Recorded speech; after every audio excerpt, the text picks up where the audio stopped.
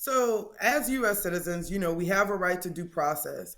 And part of that right to due process is to have a trial and have a fair and impartial trial and to be able to subpoena witnesses and cross examine witnesses. The cross examination is where we kind of focused our arguments, in that if the state makes a deal with one of their witnesses in exchange for testimony or cooperation, the defendant has a right to know about that deal because that could create some bias, right? If you're getting a $500,000 bond reduction to come and testify in this trial, you have an incentive, you have a benefit that you are gaining. So the jury has a right to kind of weigh whether or not or how that benefit or that deal factors into their credibility, right? If this guy is getting a $500,000 bond reduction, he's kind of on the hook. Is he really telling us the truth,